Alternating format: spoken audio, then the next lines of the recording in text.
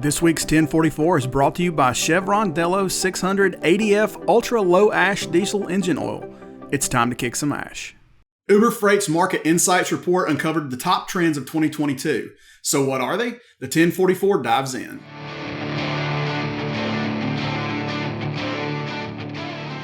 Hey everybody, and welcome to the 1044, a weekly webisode from the editors here at CCJ. I'm Jason Cannon, and my co-host on the other side is Matt Cole.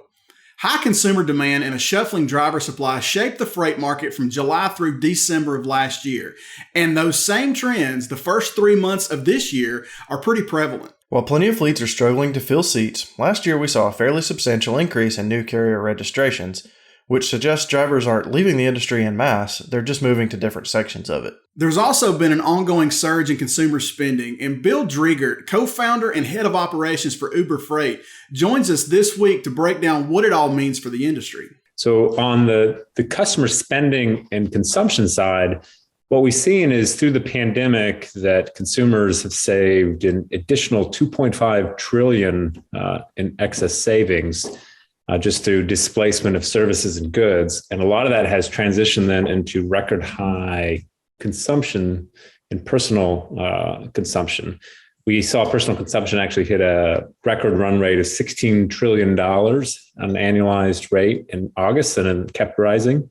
And retail sales have stayed elevated. They were 20% up pretty much all year and have maintained that rate. Hit an all-time record high of $565 billion in October. And of course, that's driving, as we know, congestion in the supply chain, right? So we continue to see port congestion. We saw a lot of holiday shopping get pulled forward. Retailers were driving that narrative to get your shopping in early because of the potential congestion. And on top of that, we've had just shortages, and notably semiconductor and the chip shortage continues. That's also directly impacted the trucking market, where we've seen a 19-month delay in new trucks coming to market, which has, of course, translated to very high secondary market sales and prices as well. In April 2020, trucking lost almost 90,000 jobs. It's been a slow road to recovery, but trucking employment is now on par with pre-pandemic levels and actually is slightly ahead.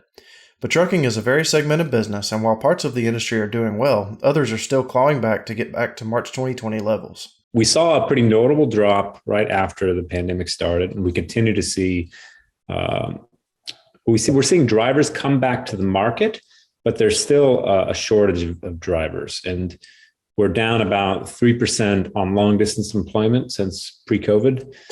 And, that's part of a broader trend of just, it's been challenging to get drivers into the market. We've seen, it's a difficult job. We've seen work hours go up through the pandemic. So before the pandemic, the driver was averaging about 41 hours a week of time on job. And now they're averaging about 44 hours a week. And we're also seeing this displacement of work because there's been an explosion of e-commerce, and with e-commerce come a lot more local delivery jobs and local warehousing jobs. And drivers prefer to stay home. And it's also, if I'm looking for a job, it's much easier to just walk into a local delivery or warehousing job versus, of course, with CDL jobs, you have to go through 160 hours of CDL training. It's a significant investment. Large carriers have been willing to make that investment, but often as an individual, it's a big investment of time and money. So a couple of the positive signals we've seen as a result is because there's been such a shortage. Of course, we've seen the DOT and the DOL, Pete Buttigieg jump in and start to engage with the industry about potential fixes. As an example, they recently moved forward to enact legislation to open the door for apprenticeship programs for younger drivers starting as young as 18, which won't directly benefit us at Uber Freight, but benefits our carriers. And of course, more supply in the market benefits everybody in terms of easing some of the pressure in the supply chain. While trucking employment dropped as a result of the pandemic, new carrier registrations were up. Bill says that's the result of the ongoing trend of digitization, which has made starting and running a trucking business a little bit easier. We've seen new carrier registrations surge, and we've seen it significantly higher than pre-pandemic. 2021 was 85% over 2020. 2020 was already a record year. That translated into 110,000 new registrations in 2021. And that is a huge tailwind for what we're building. And I do believe that what we've built really paved the way for small carriers to enter the market more easily and build a sustainable business, because digital access to freight means that if I'm starting as an owner operator, now I can just download an app like Uber Freight and I can hit a button and book a load and start earning revenue right away, versus 10 years ago, I got my registration, and if I didn't have friends with freight or know, the local lumber company down the way, I would just have to pick up the phone and start calling. And particularly if I was a long haul driver, I would often end up on the road and having to call to locate freight, versus just now at 2 a.m. I deliver my load and I can log in and book a load, which I think that has definitely laid the groundwork to facilitate this uptick we've seen. And that uptick, of course, is very much driven by rates, because we've seen this massive increase in rates. We were $238 a mile pre-fuel in July, and it's only gone up since then. And that, of course, is making it profitable for these drivers to enter as well and create their own carrier. And because on the other side, with the large carriers, they aren't always moving their wages as fast as the market is moving, which creates pressure for drivers to enter as their own authority, because they recognize they can make more money if they're entering as their own authority. As many new companies entered the trucking industry, Bill said it could have been much higher. Used truck prices, which are 80% plus higher than they were just a year ago, and lead times on new truck builds that stretch out more than a year, are keeping more new trucking companies on the sidelines. We'll hear about that after a quick word from 1044 sponsor, Chevron Lubricants. Protecting your diesel engine and its aftertreatment system has traditionally been a double-edged sword. The same engine oil that is so essential to protecting your engine's internal parts is also responsible for 90% of the ash that is clogging up your DPF and upping your fuel and maintenance costs. Outdated industry thinking still sees a trade-off between engine and emission system protection, and Chevron was tired of it. So they spent a decade of R&D developing a no-compromise formulation. Chevron Lubricants developed a new ultra-low ash diesel engine oil that is specifically designed to combat DPF ash clogging. Delo 600 ADF with OmniMax technology cuts sulfate ash by a whopping 60%, which reduces the rate of DPF clogging and extends DPF service life by 2.5 times. And just think what you can do with all the MPGs you're going to add from cutting your number of regens. But Delo 600 ADF isn't just about aftertreatment. It provides complete protection, extending drain intervals by preventing oil breakdown. Before, you had to choose between protecting your engine or your aftertreatment system, and now you don't. 600 ADF from Delo with OmniMax technology, it's time to kick some ash. I think that the fact that trucks are so hard to come by and that there's a 19-month delay in new truck orders is creating a constraint on capacity entering the market. Absolutely. I think that the current prices of secondary trucks are unsustainable. And I have concerns that when the market does start to soften, that some of the new entrants took on trucks at prices that aren't going to be sustainable from a cost basis, when the rates soften a little bit. So absolutely, the constraint on finding trucks and trailers is a significant factor in, I think, maintaining high rates currently, and probably significantly slowing the entry of new carriers to market. This wave of new entrants came as pricing for equipment was on an upswing, and while some carriers got in before sticker and auction prices went completely bananas, they still had to pay a premium compared to a historically normal average. And that word normal could be a scary word when rates start to normalize. This has been a highly abnormal market over the last 2 years. We had the longest run-up of rates that I've ever seen in terms of sustained rates.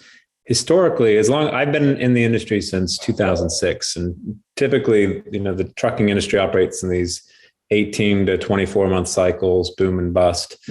A lot of that cyclicality historically has been driven by this exact challenge, which is when the market is booming, everybody orders trucks, and then they get the trucks and there's too much capacity, and then the rates drop and people can't cover their leases, capacity leaves the market, and then of course there's a capacity crunch and rates increase, and then people buy trucks and it drops. And that cycle has been pretty consistent.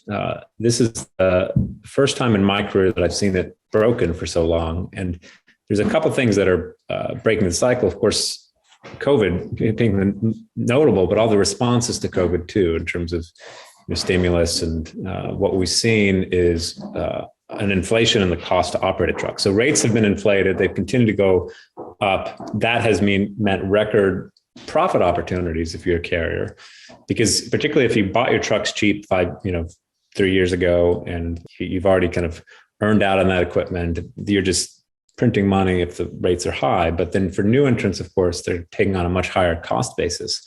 And so because the rates are so high, it's supporting carriers with a huge variety of cost basis, right? And also wage costs, because we've seen wage inflation. There's going to be risk on the other side of it for carriers that entered at a much higher cost basis, be it wage rates or equipment cost or insurance cost. And the most marginal carriers will feel that. On the flip side, as the cost basis has increased, think wages, and some of those are never going to go back down. The reason that large carriers are reluctant to increase wages is, of course, once you've increased wages, it's impossible to go back. So the wage inflation is real and permanent, and some of the other input costs are going to have inflated, in a permanent basis. And so that's what I think we will be learning as this starts to soften. And so it's hard to say exactly how many carriers will be on the edge or what the floor will be in terms of costs. I don't expect we'll ever see rates in the market drop as low as they've been pre-pandemic, because the floor is now higher because there's been real inflation in the input costs. As much as 2020 shined the light on how important trucking is to the country, 2021 highlighted its inefficiencies. That prompted the Biden administration to enact several initiatives that would allow under 21 age drivers to haul interstate, standardize the minimum standards for CDL training, and helped organize apprenticeship programs across the country. While almost nobody wants more government involvement in their business, Bill said many of those initiatives should prove out to be good things in the long term. We need to change the narrative kind of industry-wide and make trucking a more attractive job for all segments of the population. And so I think any efforts to do that are notable and positive. There's been I think a long trend since the 70s or 80s, really, of trucking becoming a less attractive job in the public consciousness, right? And so the more we can do to turn that around, and I think all the recent supply chain challenges have really brought attention, both good and bad, to the supply chain. I think it's made people realize just how important trucking is and how important these jobs are to our economy and to keep it moving. And I think that attention has drawn new sets of eyes. And so we want to make sure that as those new populations take a look at trucking, that what they see is attractive and interesting. And I think the administration can do a lot to make that case, right? That trucking is a great job and a great place to invest. That's it for this week's 1044. You can read more on ccjdigital.com, and as always, you can find the 1044 each week on CCJ's YouTube channel.